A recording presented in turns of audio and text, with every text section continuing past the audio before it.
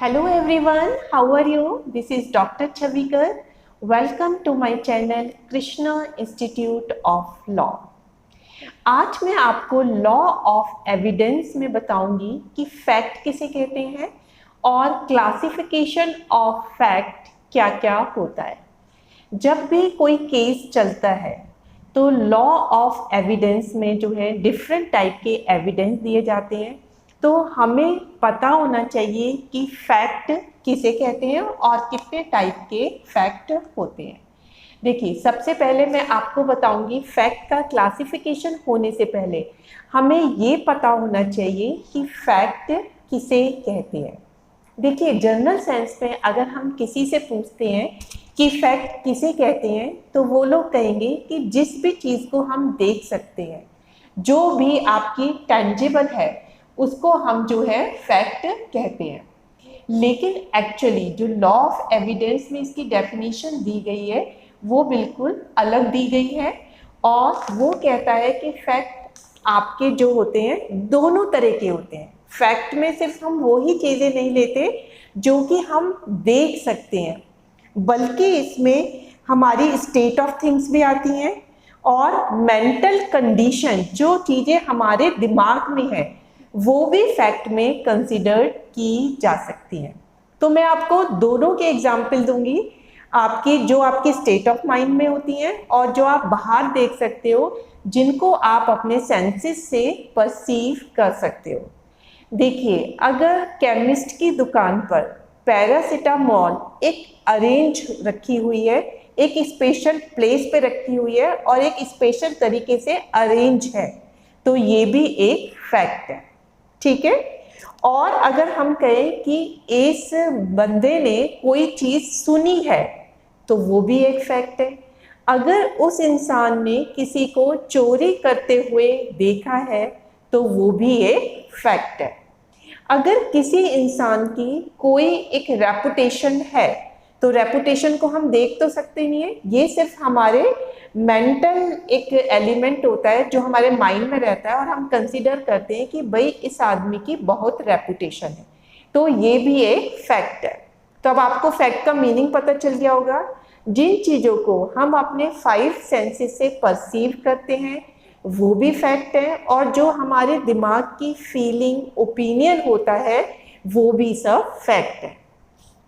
तो और भी आप बहुत सारे एग्जाम्पल दे सकते हैं। जैसे किसी घर में चोरी हुई तो आप बता सकते हैं कि उस घर में ज्वेलरी रखी हुई थी, हमने देखी थी, तो वो भी एक फैक्ट है। वहाँ पे बहुत ही ज़्यादा महंगे इक्विपमेंट्स रखे हुए थे, तो वो भी एक फैक्ट है।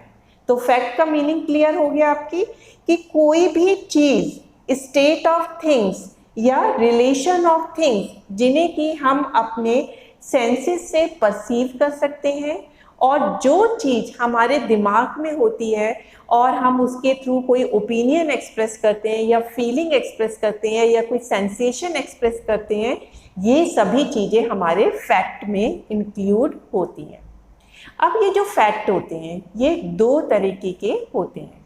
फर्स्ट है आपका फिजिकल एंड साइकोलॉजिकल फैक्ट, दूसरा है आपका पॉजिटिव एंड नेगेटिव फैक्ट। तो सबसे पहले हम डिस्कस करेंगे फिजिकल एंड साइकोलॉजिकल फैक्ट। तो फिजिकल फैक्ट क्या होते हैं? जैसे कि आपको नाम से पता चल रहा है कि ये वो चीज़ें होती हैं जिनको कि हम जो है महसूस कर सकते हैं, परसीव कर सकते हैं हम अपने 5 सेंसेस की मदद से। तो अगर हम कोई चीज़ आँखों से देख रहे हैं, हम कोई चीज़ सूंघ रहे हैं, या हम कोई चीज़ बोल रहे हैं, या हम कानों से कोई भी चीज़ सुन रहे हैं, तो वो एक फैक्ट होता है। फॉर एग्जाम्पल, अगर चोरी हुई है किसी के ऑफिस से कंप्यूटर की, तो अगर हम कहें कि हमने टेबल पे कंप्यूटर रखा हुआ देखा था, तो हमारी आंखों ने ये देखा, तो इट मीन्स ये क्या हुआ आपका फिजिकल फैक्ट। अगर कोई पर्सन कहे कि मैंने मिस्टर बी को जो है मिस्टर ए के घर में चोरी करते हुए देखा था, तो उसको बोलते हैं फिजिकल फैक्ट, क्योंकि आपने जो है उसको अपने जो 5 सेंसेस हैं उसकी मदद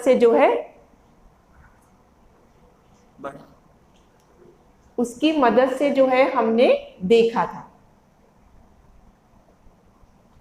ठीक है। अब होता है आपका साइकोलॉजिकल फैक्ट। अब साइकोलॉजिकल फैक्ट फिजिकल फैक्ट का बिल्कुल उल्टा होता है।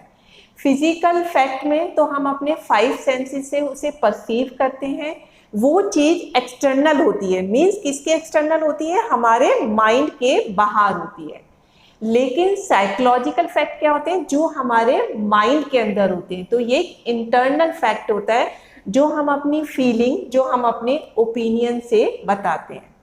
फॉर एग्जाम्पल, अगर मिस्टर ए कहते हैं कि मिस्टर सी बहुत ही ऑनेस्ट पर्सन है, तो आपने अपने माइंड से ये चीज़ फीलिंग बताई है, तो ये आपका साइकोलॉजिकल फैक्ट है। अगर आप कहते हैं कि मिस्टर बी एक बहुत बड़े चीटर हैं, तो ये भी क्या हुआ? Psychological fact. अगर आप कहते हैं कि मेरी बहुत रेपुटेशन है मार्केट में, तो ये भी आपके माइंड में हुआ, क्योंकि आप अपने 5 सेंसेस से उसे परसीव नहीं कर रहे हो, ये आपके माइंड की अपनी ओपिनियन है, तो ये भी कहलाएगी आपकी साइकोलॉजिकल फैक्ट। तो क्लियर हो गया फिजिकल फैक्ट और साइकोलॉजिकल। फिजिकल फैक्ट आपका एक्सटर्नल होता है, जिसे आप अपने सेंसेस से परसीव कर सकते हो, मीन्स देख सकते हो, सुन सकते हो, कह सकते हो। और साइकोलॉजिकल फैक्ट एक तरीके से आपकी ओपिनियन होती है, फीलिंग होती है, स्टेट ऑफ माइंड होता है, जिसे आप जो है देख नहीं सकते। अब नेक्स्ट आता है पॉजिटिव एंड नेगेटिव फैक्ट। देखिए पॉजिटिव क्या होता है? अगर हम बताएं कि कोई फैक्ट एग्जिस्ट कर रहा है तो उसे पॉजिटिव कहते हैं। अगर हम कहें कि कुछ चीज़ें एग्जिस्ट नहीं कर रही हैं तो उसे नेगेटिव फैक्ट कहते हैं। फॉर एग्जाम्पल, किसी के ऑफिस में चोरी होती है और वहाँ से कंप्यूटर गायब हो जाते हैं, तो जो ऑफिस का मैनेजर है वो पुलिस को कहता है कि हम रात को यहाँ पे कंप्यूटर रखे हुए थे और हमने उन्हें देखा था। तो आप किसी चीज़ की एग्जिस्टेंस के बारे में बता रहे हो, तो ये पॉजिटिव फैक्ट है। लेकिन अगर मैनेजर कहता है कि रात को जो है यहाँ पर कोई कंप्यूटर नहीं रखा हुआ था, तो आप क्या बता रहे हो? नॉन एग्जिस्टेंस ऑफ थिंग बता रहे हो, तो ये कहलाएगा नेगेटिव फैक्ट। क्लियर हो गया? अगर आप किसी चीज़ के होने को बताते हो तो वो पॉजिटिव फैक्ट है, किसी चीज़ के नहीं होने को बताते हो तो वो आपका नेगेटिव फैक्ट है। तो अब आपको क्लियर हो गया होगा फैक्ट किसे कहते हैं और फैक्ट कितने तरीके के हो सकते हैं। जब भी आप लॉ ऑफ एविडेंस स्टार्ट करते हैं तो हर जगह आपका फैक्ट यूज होता है। फैक्ट, रेलिवेंट फैक्ट कौन कौन से हैं, फैक्टिंग इशू कौन कौन से हैं, तो आपको सबसे पहले ये पता होना चाहिए कि फैक्ट किसे बोलते हैं। तो that's all for my today lecture. Thank you very much.